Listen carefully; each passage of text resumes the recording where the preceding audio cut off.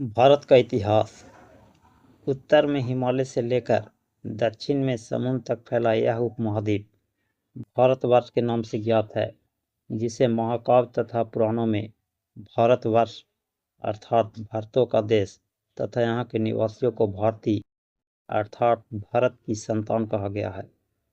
भारत एक प्राचीन कबीले उत्तर पश्चिम में रहने वाले लोगों का एक समूह का नाम था। इसका उल्लेख ऋग्वेद में भी मिलता है। बाद में इसका प्रयोग देश के लिए होने लगा। प्राचीन भारतीय अपने देश को जम्बू द्वीप अर्थात जम्बू जामुन वृक्षों का द्वीप कहते थे। प्राचीन ईरानी इसे सिंधु नदी के नाम से जोड़ते थे, जिसे वे सिंधु न कहकर हिंदू कहते थे। यही नाम फिर पूरे पश्चिम में फैल गया और पूरे देश में इसी एक नदी के नाम से जाना जाने लगा। यूनानी इसे इंदे और अरब इसे हिंद कहते थे। मध्यकाल में इस देश को हिंदुस्तान कहा जाने लगा। यह शब्द फारसी शब्द हिंदू से बना है। यूनानी भाषा के इंदे के आधार पर अंग्रेज इसे इंडिया कहने लगे। विंध्य के पर्वत श्रृंखला देश को उत्तर और दक्षिण दो भागों में बांटती है।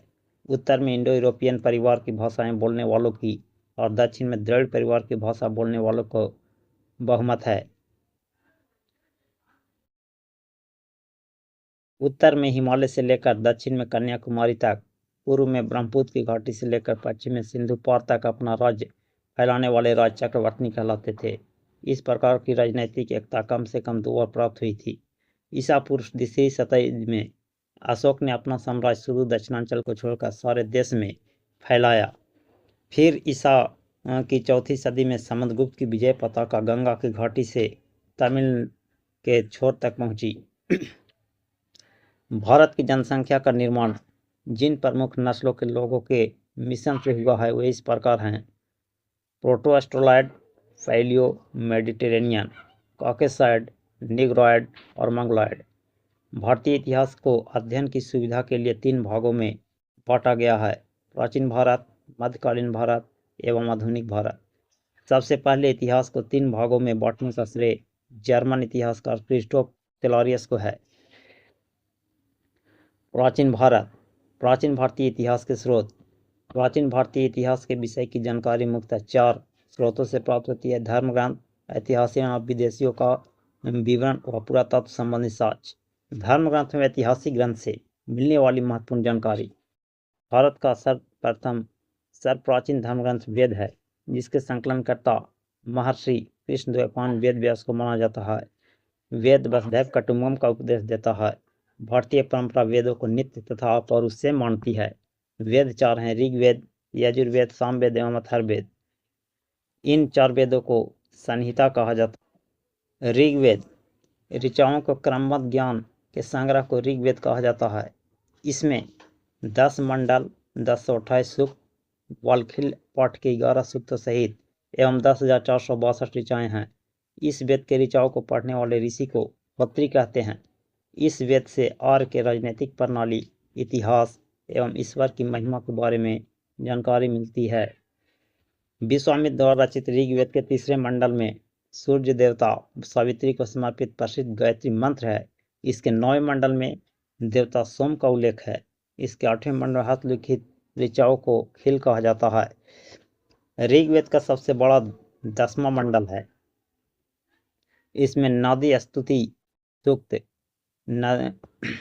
नदियों की प्रशंसा, पुरुष सूक्त, वैदिक समाजशास्त्र, नस्दीय सूक्त, ब्रह्मांड के सृजन संबंधी विभिन्न अनुमान, सूर्य सूक्त, विवाह श्लोक आदि सम्मिलित हैं।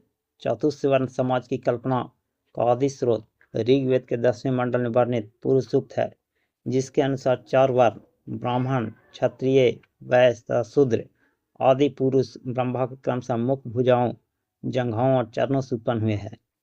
धर्मसूत्र 4 प्रमुख जातियों की स्थितियों, व्यवसायों और दायित्वों, कर्तव्यों तथा विशेषाधिकारों में स्पष्ट विभेद करता है।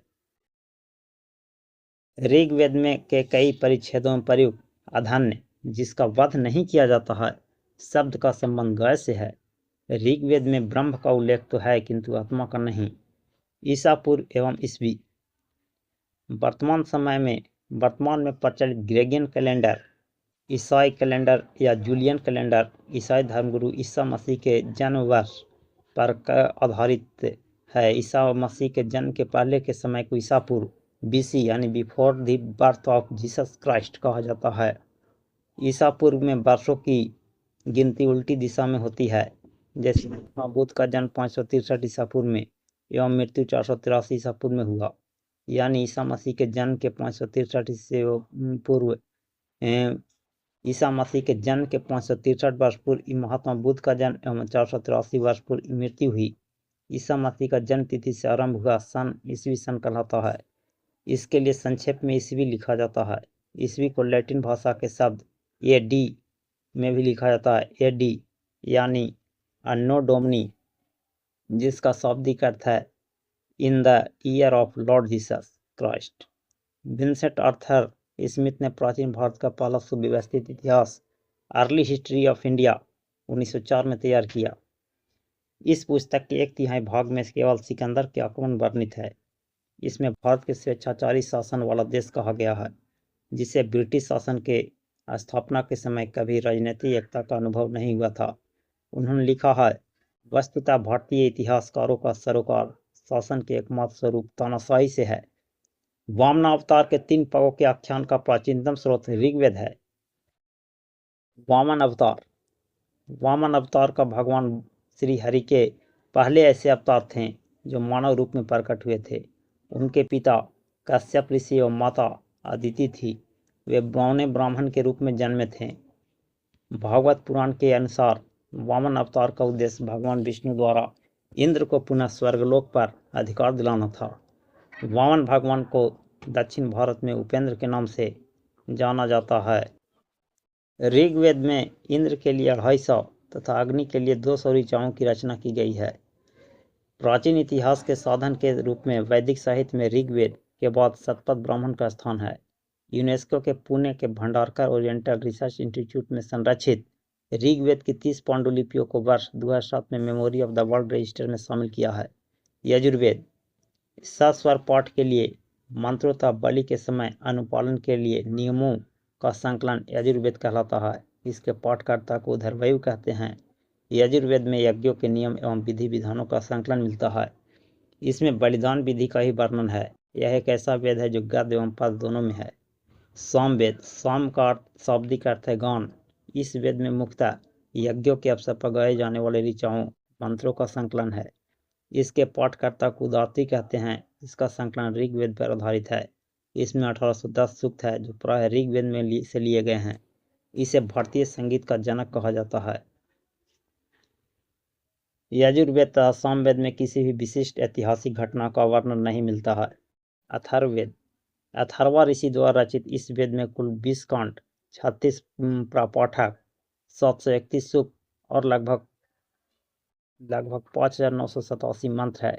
इसे ब्रह्मवेद, ब्रह्मा नामक ऋषि से दृष्ट मंत्रों का संकलन एवं यज्ञ कर्म में ब्रह्मत्व प्रतिपादन, अथर्वांगिरस वेद, ऋषि अंगिरस दूसरे दृष्टा, भीषक वेद, औषधियों का भरपूर उल्लेख और क्षेत्रवेद, स्वराज रक्षा के लिए राजकर्म से संबंधित बहुत से सूक्त जैसे नामों से भी जाना जाता है।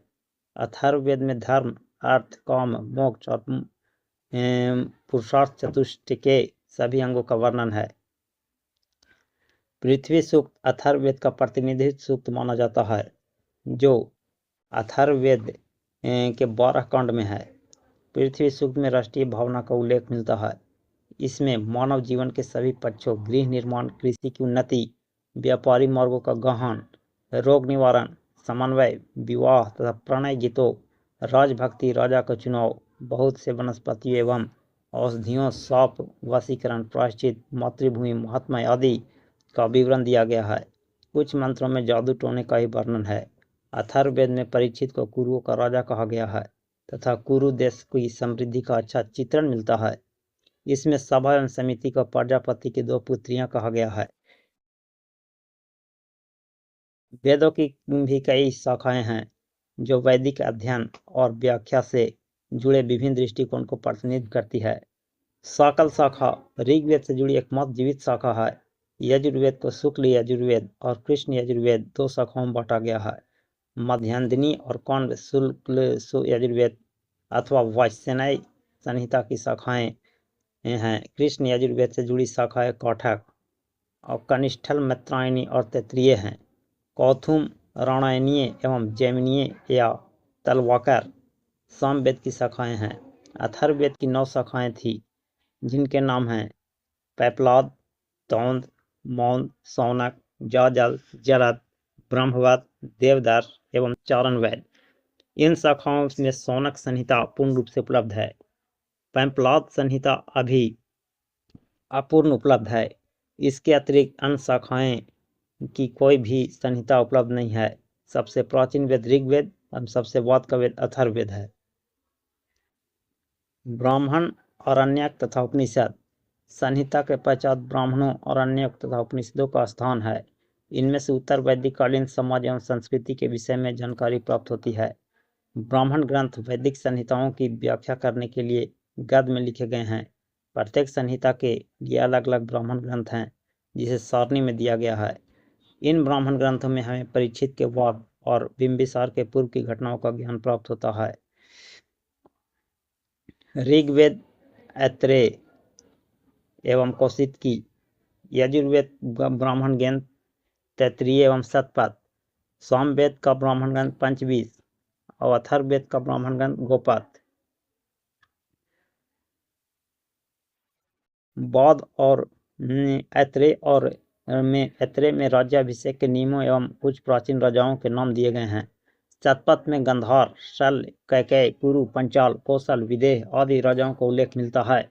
वैदिक साहित्य में ऋग्वेद के बाद शतपथ ब्राह्मण का स्थान है। आरण्यक में यज्ञ से जुड़े कर्मकांडों की दार्शनिक और प्रतीकात्मक अभिव्यक्ति है। उपनिषद की संख्या 108 है, जिनमें 13 को मूलभूत उपनिषदों की श्रेणी में रखा गया है। इसमें यज्ञ से जुड़े दार्शनिक विचार, शरीर, ब्रह्मांड, आत्मा, ब्रह्म की व्याख्या की गई है। स्त्री की सर्वाधिक गिरी हुई स्थिति मैत्रेयणी संहिता से प्राप्त होती है, जिसमें जुआ और शराब की भांति स्त्री को पुरुष का तीसरा मुख्य दोष बताया गया है। शतपथ ब्राह्मण में स्त्री का पुरुष की अर्धांगिनी कहा गया है। जवालोपनिषद में चारों आश्रमों का उल्लेख मिलता है। स्मृति ग्रंथ में सबसे प्राचीन और प्रमाणिक मनुस्मृति मानी जाती है। यह शुंग काल का मानक ग्रंथ है। नारद स्मृति गुप्त युग के विषय में जानकारी प्रदान करता है। यह स्मृति विशुद्ध रूप से न्याय संबंधी ग्रंथ है। इसमें कुल 18 प्रकरण और 1028 श्लोक और इसमें समाज में होने वाले विवादों, ऋण, व्यापार, संपत्ति, उत्तराधिकारी, विवाह, अपराध, दंड आदि से संबंधित नियमों और निपटारे की प्रक्रिया का विस्तार से वर्णन है। वेदांग एवं सूत्र। वेदों को भली भांति समझने के लिए 6 वेदांगों की रचना हुई। ये हैं शिक्षा, शुद्ध उच्चारण शास्त्र, कल्प, कर्मकांडीय विधि, निरुक्त, शब्दों की व्युत्पत्ति का शास्त्र, व्याकरण, छंद एवं ज्योतिष। वैदिक साहित्य को अक्षुण्ण बनाए रखने के लिए सूत्र साहित्य का प्रणयन किया गया है। सूत्र साहित्य का उद्देश्य ज्ञान को संक्षिप्त रूप से संरक्षित करना, ताकि उसे आसानी से याद किया जा सके। कल्प सूत्र वेदांगों को में कल्प नामक अंग से संबंधित ग्रंथ है। ये मुख्यतः 4 प्रकार के होते हैं: श्रौत सूत्र, दूसरा गृह सूत्र, तीसरा धर्म सूत्र और चौथा शुल्ब सूत्र, जिसे शुल्ब सूत्र को यज्ञ वेदियों का ज्यामिति भी कहा जाता है। प्रमुख सूत्रकार हैं गौतम, बौधायन, आपस्तंभ धर्मसूत्र, वशिष्ठ धर्मसूत्र, सांख्यायन गृह सूत्र, आशुलायन गृह सूत्र, जैमिनी मीमांसा सूत्र, पाणिनि व्याकरण सूत्र, अष्टाध्याय। सूत्रों में गौतम धर्मसूत्र सबसे प्राचीन माना गया है। पुराण। भारतीय ऐतिहासिक कथाओं का सबसे अच्छा क्रमबद्ध विवरण पुराण में मिलता है। इसके रचयिता लोमहर्ष तथा उनके पुत्र उग्र सर्वा माने जाते हैं। इनकी संख्या 18 है, जिनमें से केवल 5 मत्स्य, वायु, विष्णु, ब्राह्मण एवं भागवत में ही राजाओं को वंशावली पाई जाती है। विष्णु पुराण से संबंधित वंश मौर्य वंश, मत्स्य पुराण से संबंधित वंश अंधशतवाहन वंश, वायु पुराण से संबंधित वंश गुप्त वंश। अधिकतर पुराण सरल एवं संस्कृत श्लोक में लिखे गए हैं। स्त्रियां तथा शूद्र जिन्हें वेद पढ़ने की अनुमति नहीं थी, वे भी पुराण सुन सकते थे। पुराणों का पाठ पुजारी मंदिरों में किया करते थे। पुराणों में मत्स्य पुराण सबसे प्राचीन एवं प्रमाणिक है। सामाजिक एवं सांस्कृतिक दृष्टि से अग्नि पुराण का काफी महत्व है, जिसमें राजतंत्र के साथ साथ कृषि संबंधी विवरण भी दिया गया है। उपनिषद की रचना पुराणों से पहले हुई थी। बौद्ध, जैन एवं अन्य साहित्य जातक में बुद्ध के पूर्व जन्म की कहानी वर्णित है। हीनयान का प्रमुख ग्रंथ कथावस्तु पाली भाषा में, संस्कृत में कथावस्तु है, जिसे महात्मा बुद्ध का जीवन चरित्र अनेक कथानकों के साथ वर्णित है। इसकी रचना स्थविर मोगली पुत्र तीस ने लगभग 3वीं शताब्दी ईसा पूर्व में की थी। जैन साहित्य को आगम कहा जाता है। जैन धर्म का प्रारंभिक इतिहास कल्पसूत्र से ज्ञात होता है। इसके रचयिता भद्रबाहु माने जाते हैं। इसमें तीर्थकर विशेषकर सर्वनाथ और महावीर स्वामी के जीवन चरित्र का वर्णन है। पर्युषण पर्व के दौरान जैन साधु साधु इसके पाठ और व्याख्या करते हैं। जैन ग्रंथ भगवती सूत्र में महावीर के जीवन कृत्यों तथा अन्य समकालिक के साथ उनके संबंधों का विवरण मिलता है। जैन ग्रंथ की रचना प्राकृतिक भाषा में हुई थी। ईसा की 6वीं सदी में गुजरात के बल्लभी नगर में इन्हें अंतिम रूप से संकलित किया गया। अर्थशास्त्र के लेखक चाणक्य, कौटिल्य एवं विष्णुगुप्त हैं। यह 15 अधिकरण एवं 180 प्रकरण में विभाजित है। यह एक विधि ग्रंथ है। इसमें मौर्यकालीन इतिहास की जानकारी प्राप्त होती है। इसके अनुवादक स्वाम शास्त्री हैं। संस्कृत साहित्य के ऐतिहासिक घटनाओं के क्रमबद्ध लिखने का सर्वप्रथम प्रयास कल्हण के द्वारा किया गया। कल्हण द्वारा रचित पुस्तक रजत रंगनी राजाओं की नदी है। इस ग्रंथ में 8 सर्ग हैं, जिन्हें तरंगों की संज्ञा दी गई है। इसमें प्रारंभ से लेकर 12वीं सदी तक के कश्मीर के शासकों का वर्णन है। अरबों की सिंध विजय का वृत्तांत चचनामा या फतेहनामा मूल रूप से अरबी भाषा में लिखी थी, जिसका फारसी में अनुवाद 1226 नसरुद्दीन कुबाचा के शासनकाल में अली बिन अबू बकर कुफी ने किया था। इसके बाद काली बेग ने वर्ष 1900 में चचनामा का अंग्रेजी एवं सिंधी में अनुवाद किया। अष्टाध्यायी संस्कृत भाषा व्याकरण की प्रथम पुस्तक है के लेखक पाणिनि हैं। इससे मौर्य के पहले के इतिहास तथा मौर्य युगीन राजनीतिक व्यवस्था की जानकारी प्राप्त होती है। अष्टाध्यायी में पहली बार लिपि शब्द का प्रयोग हुआ है। कात्यायन की गार्गी संहिता एक ज्योतिष ग्रंथ है, फिर भी इसमें भारत में होने वाले यवन आक्रमण का उल्लेख मिलता है। पंतंजलि पुष्पमित्र शुंग के पुरोहित थे। इनके महाभारत से शुंगों के इतिहास का पता चलता है। विदेशी यात्रियों से मिलने वाली प्रमुख जानकारी। यूनानी रोमन लेखक टेसियस यह ईरान का राजवैद्य था। भारत के संबंध में इसका विवरण आश्चर्यजनक कहानियों से परिपूर्ण होने के कारण अविश्वसनीय है। हेरोडोटस इसे इतिहास का पिता कहा जाता है। इसने अपनी पुस्तक हिस्टोरिका में 5वीं शताब्दी ईसा पूर्व में भारत फारस से ईरान, फारस को पहले ईरान कहा जाता था, के संबंध का वर्णन किया है, परंतु इसका विवरण भी अनुश्रुतियों एवं अफवाहों पर आधारित है। सिकंदर के साथ आने वाले लेखकों में निर्याका तथा असिटोबुलस के विवरण अधिक प्रामाणिक हैं एवं विश्वसनीय हैं। मेगास्थनीज यह सेल्यूकस निकेटर का राजदूत था, जो चंद्रगुप्त मौर्य के दरबार में आया था। इसने अपनी पुस्तक इंडिका में मौर्य युगीन समाज एवं संस्कृति के विषय में लिखा है। डायमेकस या सीरियन नरेश एंटियोकस का राजदूत था, जो बिंदुसार का राज दरबार में आया था। इसका विवरण भी मौर्य युग से संबंधित है।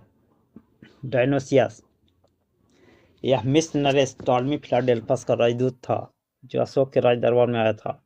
टॉलमी इसने 2री शताब्दी में भारत का भूगोल नामक पुस्तक लिखी है। प्लिनी इसने प्रथम शताब्दी में नेचुरल हिस्ट्री नामक पुस्तक लिखी। इसमें भारतीय पशुओं, पेड़ पौधों, खनिज पदार्थों आदि के बारे में विवरण मिलता है। पेरिपल्स ऑफ द इरिथ्रियन सी इस पुस्तक के लेखक के बारे में जानकारी नहीं है। यह लेखक 83 ईस्वी में हिंद महासागर की यात्रा पर आया था। इसने उस समय के भारत के बंदरगाहों तथा व्यापारिक वस्तुओं के बारे में जानकारी दी है।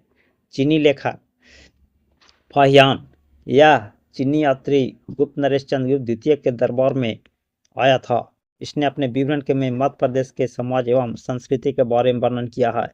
इसने मध्य प्रदेश की जनता को सुखी एवं समृद्ध बताया है। यह 14 वर्षों तक भारत में रहा। संजुगन यह 518 ईस्वी में भारत आया। इसने अपने 3 वर्षों की यात्रा में बौद्ध धर्म की प्राप्तियां एकत्रित की। ह्वेनसांग, यह हर्षवर्धन के शासनकाल में भारत आया था। ह्वेनसांग 629 ईस्वी में चीन से भारतवर्ष के लिए प्रस्थान किया और लगभग 1 वर्ष की यात्रा के बाद सर्वप्रथम वह भारतीय राज्य कपसा पहुंचा। भारत में 15 वर्षों तक ठहर कर वह 645 ईस्वी में चीन लौट गया।